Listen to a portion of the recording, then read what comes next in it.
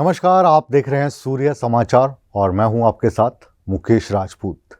आज मेरे इस शो में जो मेहमान हैं उनका नाम ही काफ़ी है, राम बहादुर राय।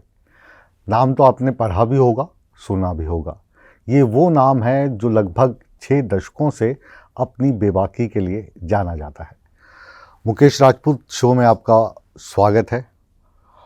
और ये जो 6 दशकों में से हम कहें कि पिछले कुछ दशकों से जब हम अखबार पढ़ने लगे, कुछ जानने लगे, तो आपका जो नाम है, जो बेबाकी है, वो पत्रकारों को अपनी ओर हमेशा आकर्षित करती रही है।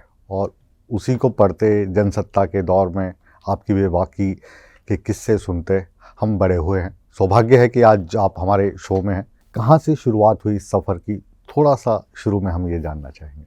मेरी पत्रकारिता हिंदुस्तान समाचार से शुरू हुई है जी।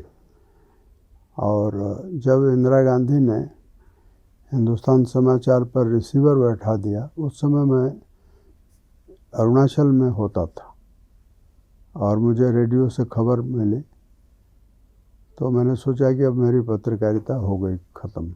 अच्छा। क्योंकि बालेश्वर अग्रवाल जो प्रधान संपादक थे हिंदुस्तान समाचार के, उनको हटा दिया गया था। तो मैंने अपना बुरिया बिस्तर समेटा, मैं दिल्ली आ गया। ये 1982 की बात है जी। और यहाँ आकर के फिर हमने लंबी छुट्टी ले ली हिंदुस्तान समाचार से। हाँ। ये मुझे सलाह बालेश्वर अग्रवाल जी ने ही दिया, मैं तो इस्तीफ़ा देने के लिए आया था, क्योंकि जिनके साथ हमने पत्रकारिता शुरू की थी वही हटा दिए गए हैं, तब वहाँ रहने का कोई मतलब नहीं था। जी। उन्होंने सलाह दी कि नहीं, तुमने 2-3 सालों में कोई छुट्टी नहीं ली है, तो छुट्टी ले लो और जब मन में आवे तो इस्तीफ़ा दे दो। जी। तो 5-6 महीने का समय मुझे लगता है कि था, जब मैं उन दिनों विश्व हिंदू परिषद और ख़ास करके विराट हिंदू समाज की गतिविधियों में भी थोड़ा बहुत सक्रिय था, अशोक सिंघल जी के कारण। जी। क्योंकि उन्हीं दिनों में अशोक सिंघल जी को ये आरएसएस के जिम्मेदारी से मुक्त करके और हिंदू समाज की एकता का काम उनको सौंपा गया था। इसकी शुरुआत हो गई थी शायद पहले ही, जब कि दक्षिण में मीनाक्षीपुरम के धर्मांतरण की घटना हुई। जी। जी। उसके बारे में बहुत विस्तार से, संयोग से अशोक सिंघल जी के जीवन का आखिरी और पहला जन्मदिन जब मनाया गया यहाँ सिविक सेंटर में, पहली बार मनाया गया, पहली बार मनाया गया, जो आखिरी था। वो और आखिरी था 92 साल की उम्र में। वाह। तो उस समय मोहन भागवत जी भी आए थे वहाँ, और संत महात्मा तो बहुत थे। उन्होंने ही एक किस्सा सुनाया जिसको सब लोगों ने सुना, हजारों लोग थे, कि मीनाक्षीपुरम की घटना के बाद बंगलोर में एक बैठक हुई थी और उस बैठक में प्रश्न ये था कि इस तरह के धर्मांतरण क्यों हो रहे हैं, कैसे उसको रोका जाना चाहिए, हिंदू समाज के विघटन को कैसे रोका जाए, प्रश्न ये था। मीनाक्षीपुरम की घटना ने सचमुच भारत के हिंदू समाज को अंदर से उद्वेलित किया था, झकझोर के रख दिया। और उसका कारण ये भी था कि पूरा गांव का गांव धर्मांतरित कर दिया गया था। जो आज़ादी के बाद इस तरह का धर्मांतरण पहली बार हुआ था। उसमें थोड़ी बहुत तो प्रधानमंत्री इंदिरा गांधी ने भी रुचि ली उसके चिंता में, और फिर उसके बारे में मोहन भागवत जी ने बताया कि वहाँ जो व्यक्ति सबसे ज़ोर ज़ोर से बोल रहा था वे अशोक सिंघल थे। अच्छा। तो बाला साहब देवरस जो उस समय सरसंघ चालक थे, उनको लगा कि यह व्यक्ति है, वैसे तो पहले से भी ये बात जानते रहे होंगे, लेकिन वहाँ ये निर्णय हुआ कि अशोक सिंघल जी को इस कार्य में लगाया जाना चाहिए। और दिल्ली आकर के वो उन दिनों संघ के दिल्ली और शायद आसपास के क्षेत्र के प्रचारक थे, क्षेत्र प्रचारक थे। उत्तर प्रदेश से आए थे 77 के बाद। जी। उनका ज़्यादातर कार्य क्षेत्र उत्तर प्रदेश ही रहा है। अशोक सिंघल जी के प्रयास से एक विराट हिंदू समाज नाम का मंच बना। जी। हो सकता है आपको इसकी जानकारी हो। और विराट हिंदू समाज वो मंच था जिस पर हिंदू की जो परिभाषा है, जिसमें सिख भी आते हैं, जैन भी आते हैं, बौद्ध भी आते हैं, हिंदू भी आते हैं, और हिंदू समाज के जितने पंथ हैं वो सब आते हैं, तो वो सब उस मंच पर आए। जी। वो जो परिभाषा है उसको थोड़ा और विस्तार से डॉक्टर कर्ण सिंह समझाएंगे। उसके अध्यक्ष बने। अच्छा। और संयोजक थे अशोक सिंघल जी। जी। जी। विराट हिंदू समाज की बहुत रैलियां हुई। एक बड़ी रैली रामलीला मैदान में हुई। दिल्ली में ये हिंदू समाज के 2 प्रतिनिधि होते हैं, जो तो एक उस समय राम गोपाल सालवाले थे, आर्य समाज के प्रतिनिधि थे, और गिरधारी लाल गोस्वामी थे जो सनातन धर्म के प्रतिनिधि थे। बाकी और सब लोग उसमें शामिल हुए, शंकराचार्य वगैरह शामिल हुए, संत महात्मा शामिल हुए। तो उन दिनों जो विराट हिंदू समाज की गतिविधियां चलती थी उसमें कभी कर्ण सिंह के यहाँ, कभी अशोक जी के यहाँ मैं भी अपनी जिज्ञासावश भी, और कुछ अशोक जी के संबंध से पुराने संबंधों के कारण मैं आता जाता था। जी। उन्हीं दिनों में जनसत्ता अखबार निकलने की चर्चा हुई और हमको वहाँ रिपोर्टर के रूप में फिर से काम करने का अवसर मिला। तो हिंदुस्तान समाचार छोड़ करके मैं, जो आपने पूछा है, जनसत्ता में आ गया। और जनसत्ता में मैं 2-3 साल था। जी। मेरा ख्याल है 86 में मैं चला गया नवभारत टाइम्स में, और 5 साल वहाँ था जी। विशेष संवाददाता के तौर। लेकिन जब मैं वहाँ गया उस समय भी, और बीच बीच में भी रामनाथ गोयनका जी भी कहते थे और प्रभास जी भी कहते थे कि तुम अपने अखबार में आ जाओ। अच्छा। तो अंततः जब राजेंद्र माथुर का निधन हो गया 91 में, मुझे जहाँ तक याद है 5 अप्रैल को, और उस दिन की घटना मुझे याद है। मैं विश्वनाथ प्रताप सिंह के काफिले में था। हम लोग, माने वो लोकसभा का चुनाव चल रहा था, और इटावा से हम लोग फिरोजाबाद आए थे। फिरोजाबाद से विश्वनाथ प्रताप सिंह को जाना था बदायूं, जहाँ से शरद यादव चुनाव लड़ रहे थे। जी। फिरोजाबाद में नाश्ते के बाद वो काफिला चल पड़ा था। अचानक मुझे लगा, और मैं टाइम्स ऑफ इंडिया की गाड़ी में था, और उसमें अनिता कत्याल और प्रवाल मैत्र अमर उजाला के थे, और अनिता जो है वो के कत्याल की बेटी थी और टाइम्स ऑफ इंडिया में थी। जी। अनिता कत्याल भी थी। तो मैंने इन दोनों से कहा कि आप लोग तो जाइए, मैं नहीं जाऊंगा। मुझे कुछ भी कारण उसका समझ में नहीं आया, लेकिन मुझे ये लगा कि मुझे नहीं जाना है।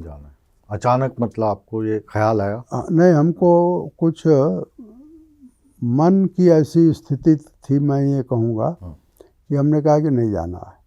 और मैं वापस आगरा आकर के, आगरा में अशोक अग्रवाल अमर उजाला के जो मालिक थे उनके घर गया। उस समय वो सो रहे थे। अच्छा। दोपहर में वो 12 बजे तक सोते थे, क्योंकि रात को 2:30-3 बजे तक वो काम करते थे। तो अशोक अग्रवाल को जगाया गया। फिर हमने साथ चाय पी, और हमने कहा कि हम किसी ट्रेन से हम दिल्ली जाना चाहते हैं, तो किसी ट्रेन से जो भी मिलने वाली हो उससे टिकट करवा दीजिए, अब मैं जाऊंगा। यहाँ आया तो मालूम हुआ कि सुबह ही, और उसी समय जब हमको ये लगा कि नहीं जाना चाहिए, उसी समय माथुर साहब को हार्ट अटैक आया था। रात को 2 बजे के करीब विश्वनाथ प्रताप सिंह भी माथुर साहब को देखने के लिए आए। हम लोग उनके घर पर बैठे हुए थे। तो इस तरह से फिर मैं उनके जाने के बाद जनसत्ता में वापस आया, और 2004 तक वहाँ था।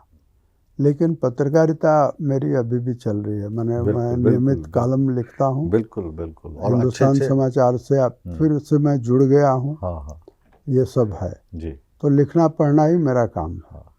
तो आपने अपने इस 6 दशक के कार्यकाल में बहुत सारे प्रधानमंत्री देखे, बहुत बड़े बड़े संपादकों के साथ आपने काम किया, तो आज के दौर में और उस दौर में आप क्या फ़र्क देखते हैं? अगर हम बात पहले राजनीतिज्ञों की शुरू करें तो इंदिरा गांधी की बात आप कह रहे थे, चंद्रशेखर जी के आप मुझे बहुत एक करीब रहे। संतोष की बात ये लगती है हाँ कि मैंने 3 संपादकों के साथ काम किया है। अब कहने के लिए आज मैं खुद संपादक हूँ। कहने के लिए नहीं, आप बहुत बड़े नहीं, संपादक हैं जी। तो एक दिन मुझे माथुर साहब ने बुलाया और कहा कि क्या हम लोग जनता दल को बहुत फेवर कर रहे हैं? तो मैंने कहा माथुर साहब मुझे ये बताइए, मैं आपके सवाल का जवाब दूंगा, मुझे आप ये बताइए कि ये बात आपको किसने पूछी है? क्या राजीव गांधी ने पूछी है? उस समय सूचना प्रसारण मंत्री होते थे HKL भगत। तो मैंने कहा क्या भगत जी का फ़ोन आया था या अशोक जैन साहब का फ़ोन आया था? तो हंसने लगे और कहा कि तीनों का फ़ोन आया था। अच्छा हाँ। तो मैंने कहा कि आप तीनों से अगर बात कर सकें और बता सकें तो कहिए कि चुनाव परिणाम आएगा तब बात करेंगे, हमारी परीक्षा होगी कि हम जो लिख रहे हैं वो सच है या वो जो लोग चाहते हैं वो लिखा जाना चाहिए। तो चुनाव परिणाम आया तो मालूम हुआ कि जनता दल जो है वो सरकार बनाने जा रहा है। तो ये जो स्वतंत्रता थी पत्रकारों को, वो अब उस ज़माने की बात थी। आज मुझे संदेह है कि वैसी स्वतंत्रता नहीं है। ये देख के पीड़ा होती है आपको? हमें पीड़ा नहीं होती। क्यों? वो पीड़ा इसलिए नहीं होती है क्योंकि हर युग का एक धर्म होता है और पत्रकारिता ने आज के युग का जो धर्म है उसको स्वीकार कर लिया है। सरकार किसी मीडिया संस्थान पर दबाव नहीं बना रही है, खुद मीडिया संस्थान ने अपने लिए नियम यानी डूज और डोंट्स यानी विधि निषेध उन्होंने निर्धारित कर लिया है कि इस बात से मैं आपकी 100% सहमत हूँ। मैं ये जानता हूँ कि सरकार कहीं दबाव नहीं बना रही है, लेकिन मीडिया संस्थानों ने ऐसा लगता है कि शायद सरकार के अच्छे कामों का समर्थन और सरकार के खिलाफ जो आवाज़ उठ रही है, अगर वो जेन्युइन है तो उसको स्थान भी दे रहे हैं, लेकिन वाहियात बातों को महत्व नहीं दे रहे हैं। लेकिन अब मीडिया के कुछ हिस्से पर यह भी आरोप लगता है कि जो मीडिया है वो सरकार से सवाल पूछने के बजाय विपक्ष से सवाल पूछने लगा है, विपक्ष को दबाने की कोशिश करती है, जबकि पत्रकारिता का धर्म ये है कि आप जिसकी भी सरकार हैं आप उससे सवाल पूछें, विपक्ष की आवाज़ बने, सरकार की नहीं।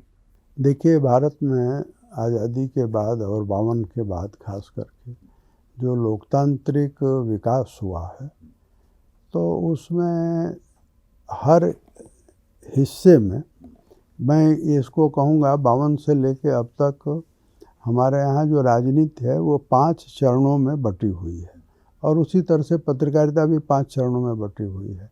एक हिस्सा ऐसा था शुरुआती दौर में जब नए नए मीडिया संस्थान बने, जैसे मान लीजिए दैनिक जागरण का नाम मैं लूँ, दैनिक भास्कर का नाम लूँ, राजस्थान पत्रिका का नाम लूँ, नई दुनिया का नाम लूँ, तो जो उस समय 47 से 50 के बीच में आप देखेंगे तो नए अखबार निकले छोटी छोटी जगहों से, अमर उजाला भी उनमें से एक है। इन अखबारों ने जवाहरलाल नेहरू के कार्यकाल में खुद ये अखबार इसलिए निकले कि राष्ट्रीय नवनिर्माण के काम में वो योगदान करना चाहते थे और उसी दृष्टि से उन अखबारों ने काम किया। ये पहला चरण था। लेकिन दूसरा चरण शुरू हुआ जब देखा कि नवनिर्माण की जगह गलत नीतियां अपनाई जा रही हैं, भारत पराजित हो चुका है, असंतोष बढ़ रहा है लोगों के बीच में, तो गैर कांग्रेसवाद राजनीति में पैदा हुआ और पत्रकारिता में सरकार से सवाल पूछने का सिलसिला शुरू हुआ। ये दूसरा दौर था। ये दूसरा दौर था जी। और इसी तरह से तीसरा दौर था इमरजेंसी का दौर है, जिसमें उससे पहले जेपी के आंदोलन का पूरा मीडिया ने समर्थन किया। लेकिन जब इमरजेंसी थोप दी गई, लोकतंत्र का गला घोट दिया गया और मीडिया पर सेंसरशिप बैठा दिया गया, तो सारे अखबार, इंडियन एक्सप्रेस ने थोड़ी कोशिश की, इंडियन एक्सप्रेस को बंद कराने की कोशिश थी। इंडियन एक्सप्रेस बंद नहीं हुआ, रामनाथ गोयनका अड़े रहे, लेकिन उन दिनों के इंडियन एक्सप्रेस को आप देखिए तो निष्प्राण था वो भी। हाँ, ये बात ज़रूर है कि आडवाणी जी ने 77 में एक बात कही कि इमरजेंसी के दिनों में लोगों से झुकने के लिए कहा गया, लेकिन लोगों ने साष्टांग दंडवत किया, ये उनकी टिप्पणी होगी। परंतु इमरजेंसी की परिस्थिति ऐसी थी जिसमें पत्रकार जेल गए, जो निजी तौर पर पत्रकारों ने प्रोटेस्ट किया। तो इस तरह से ये जो दौर चला है, 2014 से भारतीय राजनीति का एक नया दौर शुरू हुआ है। ये चौथा दौर है और ये पांचवा दौर है। चौथा दौर है वो राजीव गांधी के समय का, वो उसमें मैं विस्तार से नहीं जाना चाहता हूँ, लंबा हो जाएगा, थोड़ा तो बताइए। लेकिन वो चौथा दौर है जब राजीव गांधी आए। और राजीव गांधी जब आए तो आप याद करिए, हालांकि वो राजीव गांधी का अपना लिखा हुआ या अपना सोचा हुआ वाक्य नहीं है, वो मणिशंकर अय्यर का है, लेकिन कांग्रेस के शताब्दी वर्ष में, यानी कांग्रेस का जन्म 1885 में हुआ और उसका 100 साल पूरा हो रहा था 1985 में। उस समय राजीव गांधी कांग्रेस के अध्यक्ष भी थे, प्रधानमंत्री भी थे। मुंबई में ही अधिवेशन हुआ और उस अधिवेशन में राजीव गांधी ने कहा कि हम 100 रुपये भेजते हैं और लोगों के पास 15-16 रुपये ही पहुँचते हैं। यानी खुद प्रधानमंत्री और कांग्रेस का अध्यक्ष ये बात कर रहे हैं, ये स्वीकार कर रहा है कि भ्रष्टाचार का जो पैमाना है वो 85%। अब ये फ़र्क देखिए, 1963 में पटना में कांग्रेस का अधिवेशन था और नीलम संजीवा रेड्डी कांग्रेस के अध्यक्ष थे, जवाहरलाल नेहरू मंच पर बैठे हुए थे, जवाहरलाल नेहरू का पूरा मंत्रिमंडल मंच पर बैठा हुआ था और कांग्रेस अध्यक्ष ने पहली बार कांग्रेस के मंच से कहा कि कांग्रेस की सरकारें करप्ट हो गई हैं, कांग्रेस के मंत्री भ्रष्ट हो गए हैं और भ्रष्टाचार बहुत बढ़ गया।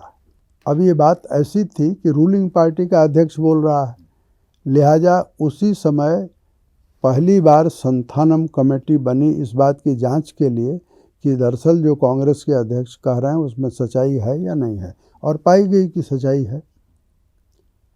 तो उस समय तो केवल उन्होंने ये संकेत किया कि भ्रष्टाचार था। कितने सालों बाद कांग्रेस का अध्यक्ष स्वयं स्वीकार कर रहा है कि भ्रष्टाचार 85% बढ़ गया।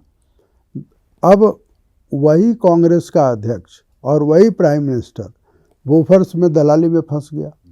तो जब दलाली में फंस गया तो उसका एक ईमानदार वित्त मंत्री बाहर आया, रक्षा मंत्री उसको बना दिया गया वित्त मंत्री से। फिर रक्षा मंत्री से भी उनको पद छोड़ना पड़ा क्योंकि रक्षा के घोटालों को उन्होंने पकड़ लिया। और उन्होंने नहीं पकड़ा, उससे पहले ही स्वीडन की रेडियो ने अनाउंस कर दिया था जी। 16 मई 1987, मुझे तारीख याद है जी, कि 16 मई 1987 के यहाँ के अखबारों में, यानी वहाँ 15 मई रहा होगा, हाँ, यहाँ के अखबारों में वो खबर छपी कि स्वीडन रेडियो का कहना है कि बोफर्स के तोप सौदे में दलाली ली गई है। और वो दलाली जो है वो उस समय कहा जाता था कि 64 करोड़ रुपए है। लोगों के मन में ये बात बैठ भी गई और सच्चाई भी थी यहाँ दलाली ली गई। राजीव गांधी के यानी सोनिया गांधी और सोनिया गांधी के परिवार से जुड़े हुए जो कुतरोची थे, कुतरोची का उसमें रोल था। तो वो एक दौर था और उस दौर में मीडिया ने अपना काम किया। उस दौर में की दो विशेषताएं हैं मीडिया की, जिसे आपको माने जो लोग सुन रहे हैं उनको जानना चाहिए। नंबर एक कि उसी दौर में भाषाई मीडिया ने भ्रष्टाचार के खिलाफ जो अभियान चला उसका साथ दिया जी। और अंग्रेजी मीडिया में केवल इंडियन एक्सप्रेस है जिसने उस अभियान में अगुवाई की। बिल्कुल सही। लेकिन बाकी अंग्रेजी मीडिया जो है, हिंदू भी थोड़ा बहुत समर्थन करता रहा, लेकिन बाकी अंग्रेजी मीडिया सरकार के साथ थे। और वही दौर है जिसमें भाषाई मीडिया के कारण, भाषाई पत्रकारिता के कारण विश्वनाथ प्रताप सिंह लोगों में धीरे धीरे लोकप्रिय होते गए। विश्वनाथ प्रताप सिंह को प्रधानमंत्री बनने का अगर अवसर मिला तो उसका श्रेय भाषाई मीडिया को जी। भाषाई मीडिया एवरेस्ट के शिखर पर पहुंच गए और वहीं से उसकी ढलान भी शुरू हो गई, क्योंकि भाषाई मीडिया के मालिकों को ऐसा लगा हम प्रधानमंत्री बना सकते हैं और हम प्रधानमंत्री को पद से उतार सकते हैं, ये ताकत हमारे हाथ में आ गई है। ये जैसे ही मीडिया के मालिकों को ये बात समझ में आई तो वैसे ही मीडिया के ज़्यादातर घराने और उसके मालिक खुद संपादक होने लगे जी। एक परिवर्तन कहूँगा, पतन नहीं कहूँगा, इसको परिवर्तन कहूँगा। लेकिन उससे मीडिया के चरित्र में परिवर्तन हुआ और परिवर्तन कई तरह का है। पांचवा जो दौर है उसमें उसकी शुरुआत 2013-14 से होती है। अन्ना हजारे का आंदोलन वगैरह शुरू होता है, भ्रष्टाचार। तो मनमोहन सिंह स्वयं एक ईमानदार राजनीतिक नेता रहे हैं, उनकी ये छवि थी। लेकिन ईमानदार राजनीतिक नेता बेईमानों को अगर संरक्षण दे रहा है या उनके अधीन भ्रष्टाचार हो रहा है, उसको आंदोलन के जरिए लोगों ने उठाया और एक जनमत बना। जिस बात की ज़रूरत थी उसको इस देश की जनता ने 2014 में स्वीकार किया। बिल्कुल। और ये माना कि नहीं, आज एक मजबूत, ईमानदार और दूरदर्शी नेतृत्व की ज़रूरत है। और जब इस लोगों ने ये खोजना शुरू किया कि ये कौन हो सकता है, तो उसकी नज़र आज के प्रधानमंत्री नरेंद्र मोदी पर टिकी और उनको चुना। भारतीय जनता पार्टी, अटल बिहारी वाजपेयी का व्यक्तित्व बहुत बड़ा था, राजनीति में उनका लंबा अनुभव था, लेकिन भाजपा की सीमा 182 थी। नरेंद्र मोदी ने एक बिल्कुल जिसको कोई कल्पना नहीं कर सकता था, एक असंभव काम किया, या जनता का समर्थन उनको इस असंभव काम तक ले आया, कहना चाहिए। या फिर जो यूपीए सरकार थी उसके जो आरोप लगे, यूपीए का नाम नहीं, आरोप से नहीं बनेगा, क्योंकि राजीव गांधी के खिलाफ भी आरोप लगा। लेकिन तब जनता दल मैक्सिमम, जनता दल में वे सब गुण थे जो कांग्रेस में होते हैं, अच्छे कांग्रेस में। यानी जनता दल दक्षिण में भी था, जनता दल पूरब में भी था, जनता दल हिंदी भाषी क्षेत्र में भी था। फिर भी जनता दल को अधिकतम सीटें 144 मिले, 89 मिली बीजेपी को, और शायद 60 के आसपास में लेफ्ट फ्रंट था, जिसको मिला करके कि राष्ट्रीय मोर्चा की सरकार बनी। तेलुगु देशम एक बड़ी पार्टी थी क्षेत्रीय पार्टी के रूप में, डीएमके भी था। कहना यह है कि ये जो 282 सीट भाजपा को मिली वो जनसमर्थन से मिली, और भाजपा की जो सीमाएं थी जिसको 1999 से लेकर 2004 के बीच में अच्छे काम हुए, लेकिन जब 2004 में बीजेपी हारी और उसकी सीटें बहुत नीचे आ गई, लोगों ने, ये जो विश्लेषक हैं, जो राजनीतिक विश्लेषण करते हैं, विद्वान लोग हैं, या कहना चाहिए कि चुनावी पंडित हैं, उन्होंने ये कहना शुरू किया कि भाजपा की अपर लिमिट 182। 2014 ने ये साबित किया कि भाजपा की कोई अपर लिमिट नहीं है जी। 282 से भाजपा ने 2014 में शुरुआत की और 2019 में वो 303 पर है। उनका जो गठबंधन है एनडीए का, तो एनडीए का गठबंधन 2/3 के करीब है जी। अब ये जो एनडीए है, ये विपक्ष का जो गठबंधन है, उसका कई नाम बदलते रहते हैं, लेकिन एनडीए का गठबंधन पहली बार जो बना है, कम लोगों को मालूम है, मैं आपको बताना चाहता हूँ कि 1983 में एनडीए बना है। 1983 में, और अगर इंदिरा गांधी की हत्या न होती जी, तो 1984-85 के चुनाव में एनडीए और एनडीए जैसा गठबंधन सत्ता में आ सकता था। जी हाँ, बिल्कुल। उस घटना ने तो सारा राजनीतिक माहौल ही बदल दिया था। तो आज की जो पत्रकारिता है जिसके बारे में आप कह रहे हैं, मैं ये कहूँगी पत्रकारिता में परिवर्तन हुआ है। उसका कारण प्रधानमंत्री का जो नेतृत्व है, उनकी जो कार्यशैली है, उनकी नई नई जो योजनाएं हैं, और वो कहना चाहिए कि प्रो पीपुल जो योजनाएं हैं, उसका प्रभाव भी है। लोगों को ये लगता है कि ये अच्छे काम हो रहे हैं। अब जैसे मान लीजिए अभी विकसित भारत यात्रा चल रही है जी। अब विकसित भारत यात्रा की मीडिया बहुत रिपोर्ट नहीं कर रहा। यदा कदा किसी अखबार में मैं या किसी चैनल में कुछ आ जाता होगा तो मैं नहीं कह सकता, लेकिन जो मैं तो प्रिंट वाला आदमी हूँ, 8-9 अखबार मैं रोज़ अभी भी देखता हूँ, और 2-2.5 घंटे उसमें हम लगाते हैं।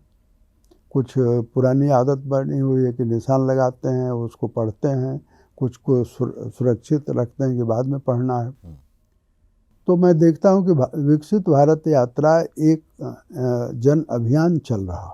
उसमें प्रधानमंत्री ने जो वादे किए हैं, लोगों के लिए जो उनके हित में निर्णय किए हैं, और उस पैसे जो भेजे जा रहे हैं वहाँ पर उन कार्यक्रमों के तहत, तो विकसित भारत यात्रा में जा कर के सरकारी अफसर भी और वहाँ के लोग भी, एक आयोजन होता है, उसमें उनसे पूछा जाता है कि आपको इस योजना का लाभ मिला या नहीं मिला। जो लाभार्थी हैं वे बताते हैं कि हमको लाभ मिला। डीडी उसको ठीक से कवर कर रहा है, और जिनको जो लाभार्थी की कैटेगरी में हैं और उनको नहीं मिला है, तो वहीं पर तुरंत फॉर्म भरवाया जाता है, और उसकी बाकायदे मॉनिटरिंग सरकार कर रही है। मुझे आप ये बताइए कि 1952 से लेकर के और अब तक क्या इससे पहले कोई काम ऐसा हुआ है? नहीं हुआ है। यानी सरकार की योजनाएं घोषित हो जाती हैं, लेकिन कोई इसकी चिंता नहीं करता कि वो योजना उस लाभार्थी तक पहुंचती है या नहीं पहुंचती है। अब जब ऐसी एक जवाबदेह सरकार हो, सजग सरकार हो, जो अपने किए हुए वादे को लोगों से पूछ रही है कि हाँ, हमने जो वादा किया वो उसको हमने पूरा किया है, आप ये बताइए कि आप तक पहुंचा है या नहीं पहुंचा। तो वो जो 100 रुपये भेजे जा रहे थे, अब 100 रुपये ही लोगों को मिल रहे हैं।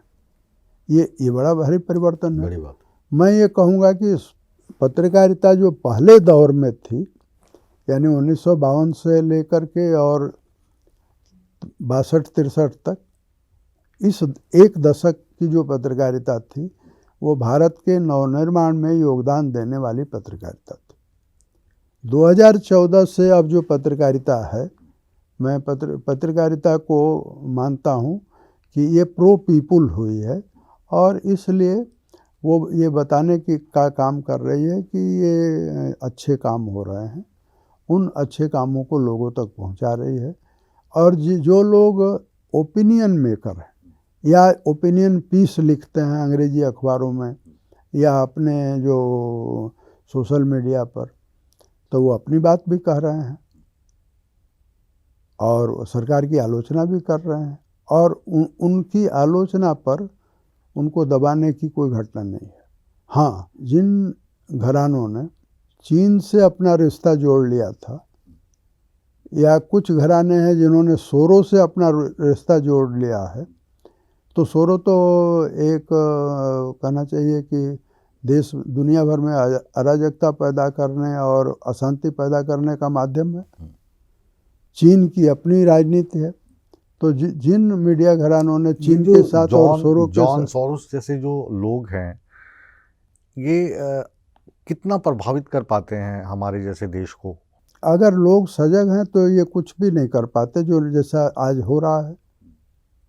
उनकी जो जो योजनाएं हैं या जो जो उनकी कहना चाहिए साजिश है, सब नाकाम हो रही है। कभी वो हमारी शेयर मार्केट गिरवा देते हैं, आर्थिक तौर पे लेकिन नुकसान जब पहुंचाने की कोशिश करते हैं। शेयर का मार्केट लुढ़कता है तो ऊपर भी तो आ जाता है।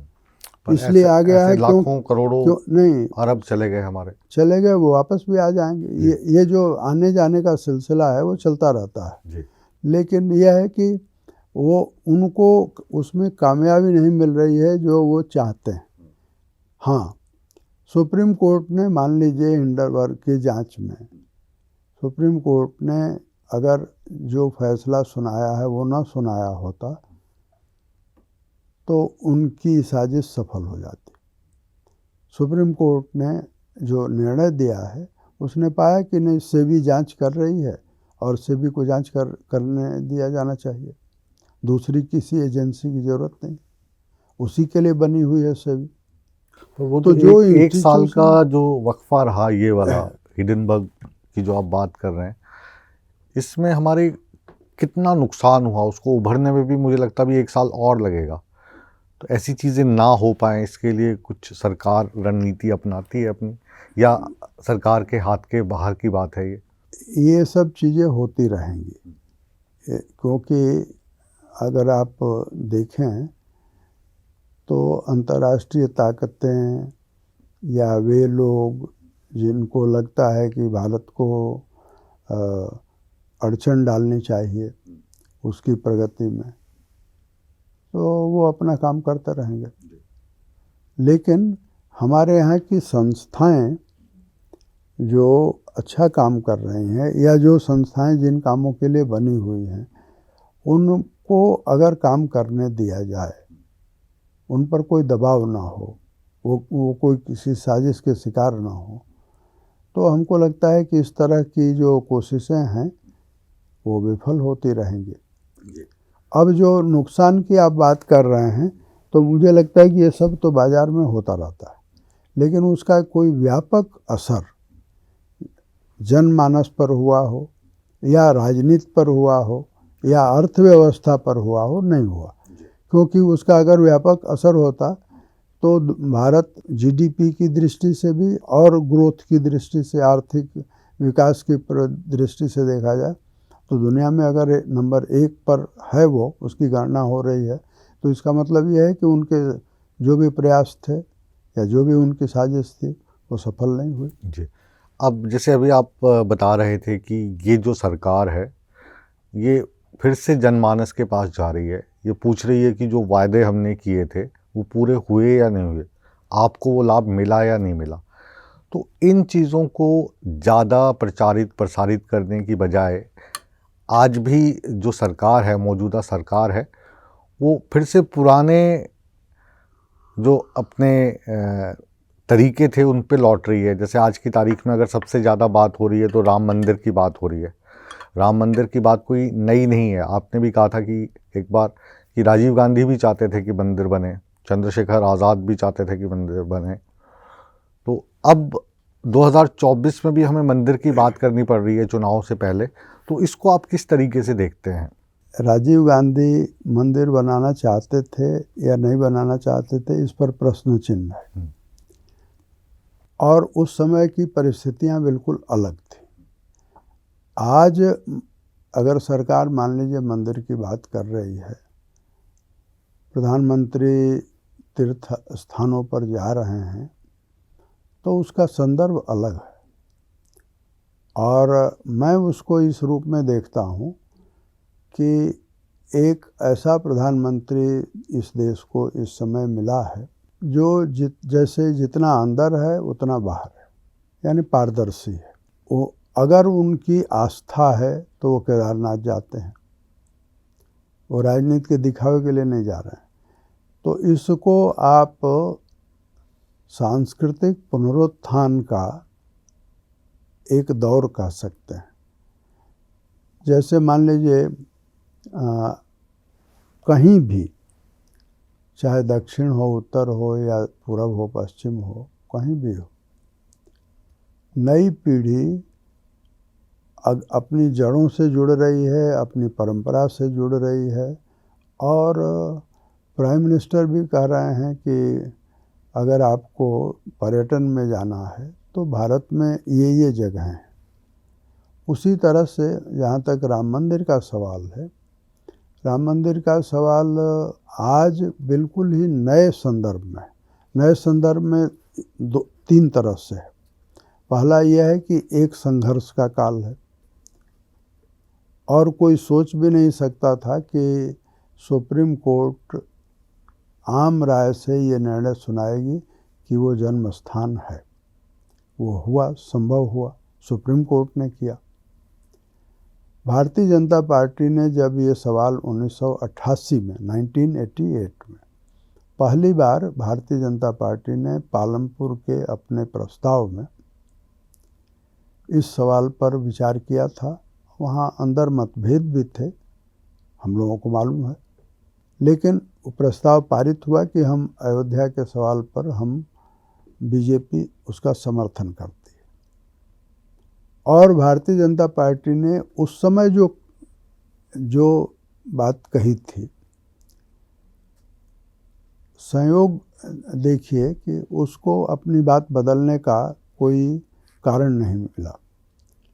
या यूँ कहे कि भारतीय जनता पार्टी ने एक दूरदर्शिता का प्रस्ताव पारित किया था, और उस समय आडवाणी जी खास तौर पर ये बात कहते थे कि 3 तरीके हैं इस समस्या के समाधान के। या तो संसद कानून बना दे, या सुप्रीम कोर्ट फैसला सुनाए, या हिंदू मुस्लिम पक्ष मिल करके और अपना समाधान कर लें। ये 3 तरीके थे।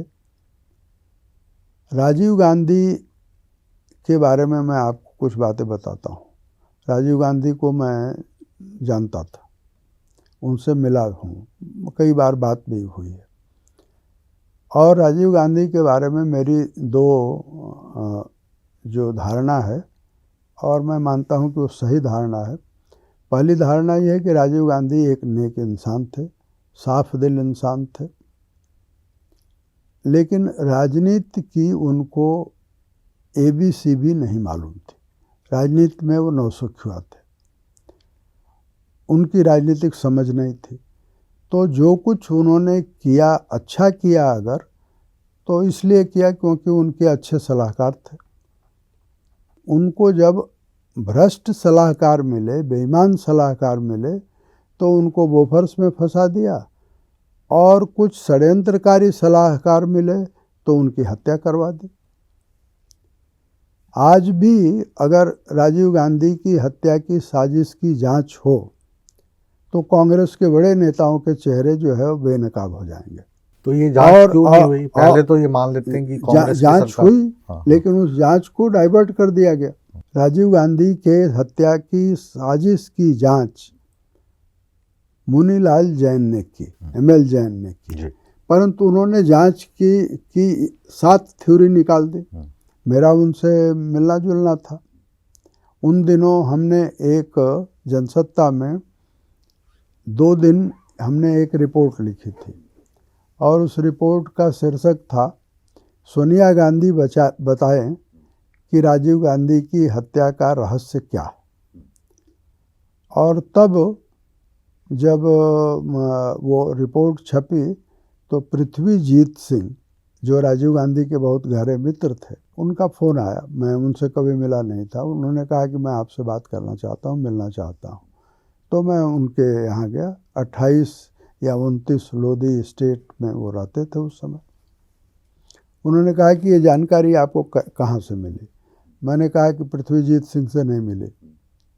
तो उन्होंने कहा कि मेरे कंप्यूटर के अलावा ये जानकारी और कहीं है नहीं, तो आपको कहाँ से मिली? मैंने कहा कि तो आपसे तो मैं पहली बार मिल रहा हूँ, तो आपका कंप्यूटर तो मैंने चोरी नहीं किया है, इसलिए मैं नहीं बता सकता कि ये कहाँ से मिली।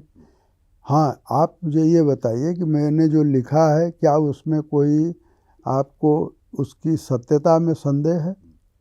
तो उन्होंने कहा कि आपने वही लिखा है जो वास्तव में हुआ, और हमने लिखा ये था। वो तो पूरी बात बताने का तो समय नहीं है, लेकिन मैंने ये लिखा था कि 4 मार्च 1991 को और 14 मार्च 1991 को 2 डेलीगेशन लिट्टे के, एक डेलीगेशन 10 जनपद आया था, दूसरा जो बहुत पावरफुल डेलीगेशन था जिसका नेतृत्व अर्जुन सीतामपलम कर रहे थे, लंदन के बैंकर थे और प्रभाकरन के गॉडफादर थे, एक तरह से प्रभाकरन के फाइनेंसर थे। अर्जुन सीतामपलम दूसरे डेलीगेशन का नेतृत्व कर रहा था और उसने आश्वासन दिया राजीव गांधी को कि आप दक्षिण आइए, हमसे आपको कोई खतरा नहीं है। और ये जो झांसा था, उस झांसे में राजीव गांधी आ गए। तो मैंने ये कहा कि सोनिया गांधी को ये बात मालूम है या नहीं मालूम? मालूम है। तो सोनिया गांधी को मैंने मुनीलाल जैन से मिल करके भी ये कहा कि आप 8B की नोटिस देकर सोनिया गांधी से को बुलाइए और उनसे पूछिए। ये तो अलग विषय हो गया। मैं ये कह रहा हूँ कि खबरें या कहें अफवाह ऐसी भी चलती हैं कि सोनिया गांधी भी उस दिन जाने वाली थी साथ में, लेकिन अचानक उनका प्रोग्राम रद्द हो गया। मैं उस अफवाह के बारे में नहीं जानता हूँ। मैं इतना जानता हूँ कि राजीव गांधी की को वहाँ हत्या उनकी की जानी थी। उसकी जो साजिश रची गई, उस साजिश में कांग्रेस के कई नेता शामिल थे, क्योंकि उन्हीं नेताओं ने राजीव गांधी की उड़ीसा के दौरे को स्थगित कराया और श्री पेरुम्बदूर की यात्रा को या उनकी के दौरे को सुनिश्चित कराया। उस समय राज्यपाल थे भीष्म नारायण सिंह, तमिलनाडु के। भीष्म नारायण सिंह ने प्रोटोकॉल तोड़ करके राजीव गांधी को सलाह दी थी कि आप यहाँ मत आइए, लेकिन उनकी सलाह नहीं मानी गई। इन सब बात का सार ये है कि राजीव गांधी को राजनीतिक समझ नहीं थी। उनके सलाहकार जो से वो चलते थे और सलाहकारों ने उनकी हत्या करवा दी, मैं ये मानता हूँ। तो उस दौर में जो कुछ हो रहा था वो हो रहा था, और उसके बाद गठबंधन का एक दौर आया है। गठबंधन का दौर आज भी चल रहा है, लेकिन अब देश एक 2 दलीय प्रणाली की तरफ बढ़ रहा है जी। मुझे ऐसा लगता है, लोगों को ये लगता है कि 2 दलीय प्रणाली की तरफ जाना चाहिए, और 2024 में ये बात और साफ हो जाएगी जी। 2024 में जो फिर से हम लौटते हैं, जो मुद्दा अभी चल रहा है राम मंदिर का, इसको हर एक राजनीतिक दल, हर एक पढ़ने लिखने वाला व्यक्ति अलग अलग तरीके से पेश कर रहा है। कोई कह रहे कि राम मंदिर बन रहा है, बहुत अच्छी बात है, सबको बुलाया जा रहा है। कुछ उस न्योते को ठुकरा रहे हैं, कुछ जा रहे हैं। कुछ को कहते ये भी कहा गया है कि निमंत्रण तो हमने भेज दिया है मगर आइएगा नहीं, आयु ज़्यादा हो गई है। इनमें कितनी सत्यता है? और फिर जो शंकराचार्य वाला जो आजकल कंट्रोवर्सी चल रही है, उसको आप किस तरीके से देखते हैं?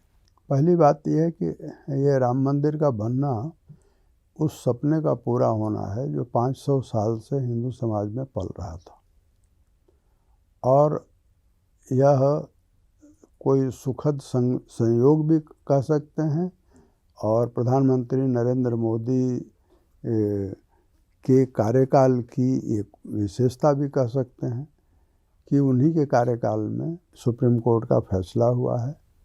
और इस तरह के मंदिर बनने में अगर और ऐतिहासिक मंदिरों की आप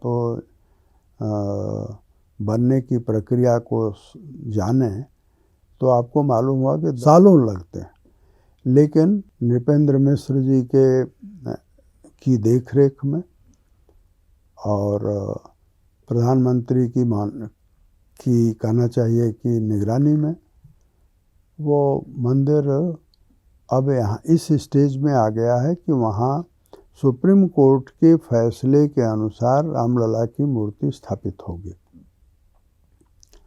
इस सुप्रीम कोर्ट ने अपने फैसले में रामलला के बारे में ही उसने फैसला दिया, और उसमें जो एक पक्ष है वो रामलला स्वयं है, यानी रामलला जीते हैं।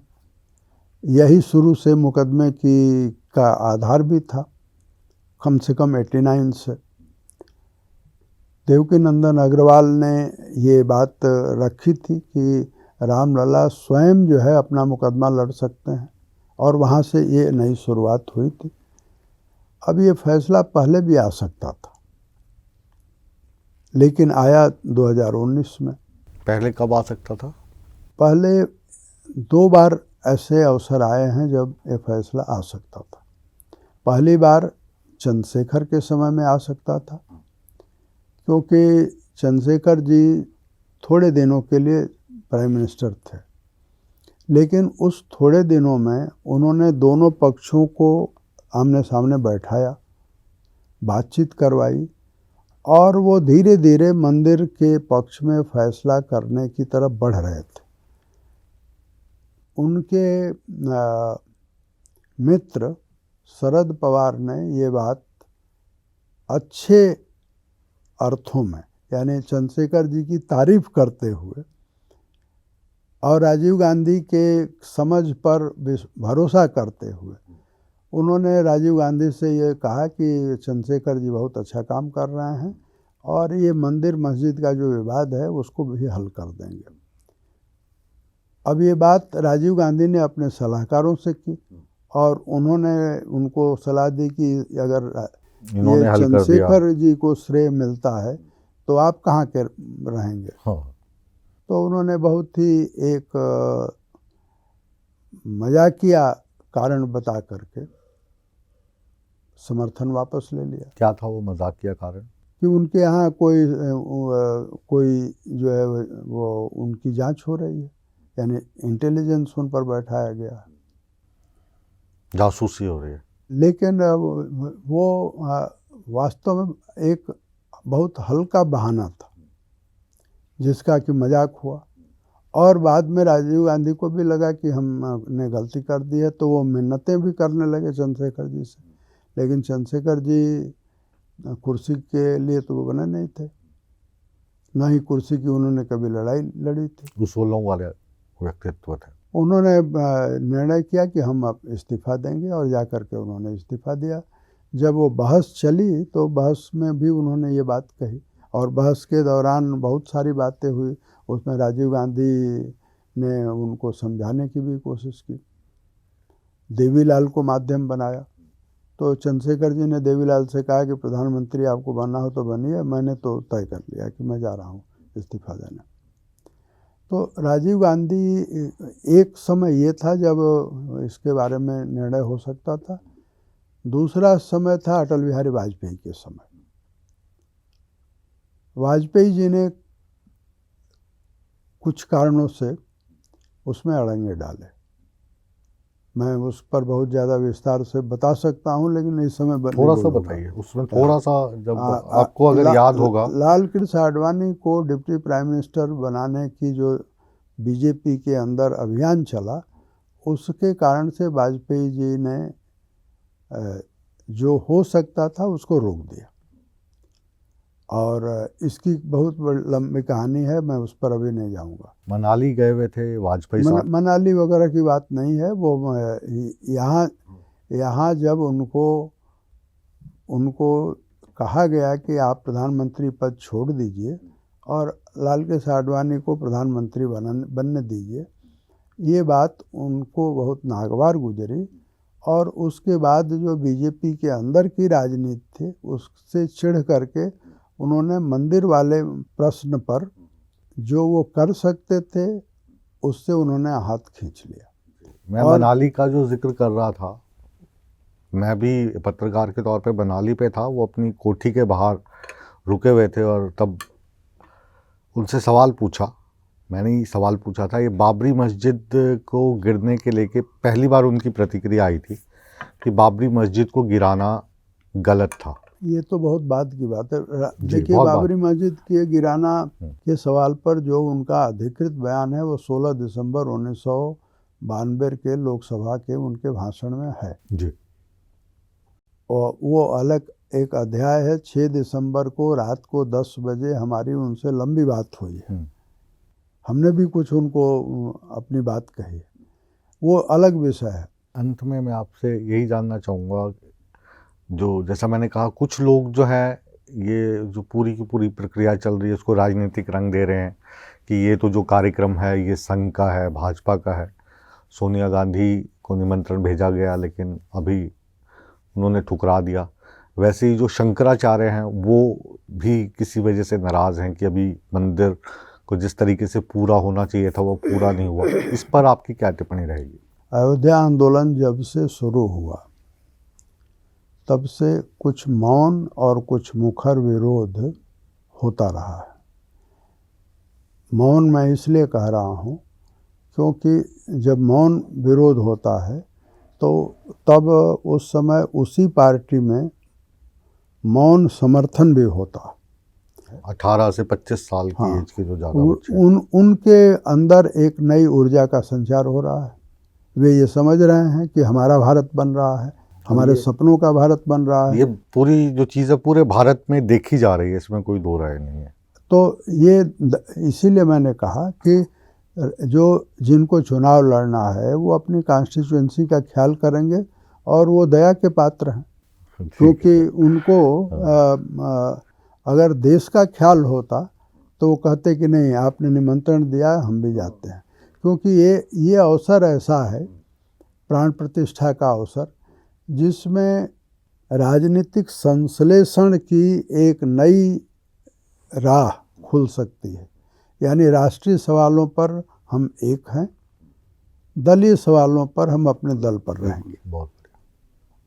लेकिन कांग्रेस ने या लेफ्ट ने, कांग्रेस तो दरअसल कांग्रेस शरीर में कांग्रेस है, दिमाग उसका लेफ्ट से आता है और इसलिए वो पैरालिसिस से बचे हुए हैं, ये बात सही है, परंतु उनका दिमाग कोई और चला रहा है। उनको लगता है कि हम अगर ये वहाँ जाएंगे तो हमारा वोट कहीं चला जाएगा। तो उनकी बात अलग है। और ये राजनीतिक दल और राजनीतिक चुनाव होते रहते हैं, ये तो इतिहास बन रहा है। चलते चलते आखिरी बार शंकराचार्य वाली जो कंट्रोवर्सी चल रही है, थोड़ी क्या उस पर अपना टिप्पणी करना चाहेंगे? आपको मैं बताऊं, एक पत्रकार के रूप में अयोध्या आंदोलन को मैंने दूर से देखा है, नज़दीक से देखा है, और उन पात्रों को या उन लोगों को भी देखा है जो शुरू में क्या पोजीशन ले रहे थे, आज क्या ले रहे हैं। तो उसमें जो हिंदू समाज में जो पंथ हैं, संप्रदाय हैं, विविधता है और उनको अपने जो यकीन है, अपना जो उनकी जो अवधारणा है या उनका जो विचार है, उसकी स्वतंत्रता भी है। शंकराचार्यों में आपको मालूम होना चाहिए कि 4 पीठ हैं। लेकिन आज 1000 शंकराचार्य हैं। तो शंकराचार्यों की अराजकता हो गई है। अब वो जो 4 पीठ हैं उसमें स्वामी करपात्री जी जो अयोध्या आंदोलन के जनक भी हैं, उनके शिष्य स्वामी करपात्री जी को याद नहीं कर रहे हैं, वो कुछ और बोल रहे हैं। तो वो बोले, उससे उनकी प्रतिष्ठा हिंदू समाज में गिरेगी।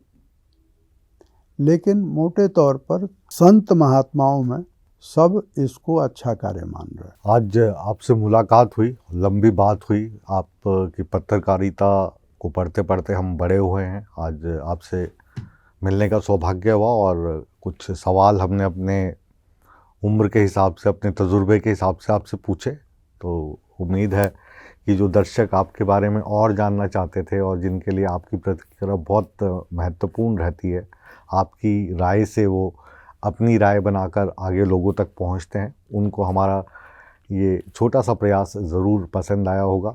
आपका हम तहे दिल से शुक्रिया अदा करते हैं और आपसे फिर हम मुलाकात करेंगे। बहरहाल आप कहीं मत जाइए, क्योंकि इस शो के बाद भी सूर्य समाचार पर खबरों का सिलसिला लगातार जारी है। बने रहें हमारे साथ। मिलते हैं छोटे से ब्रेक के बाद।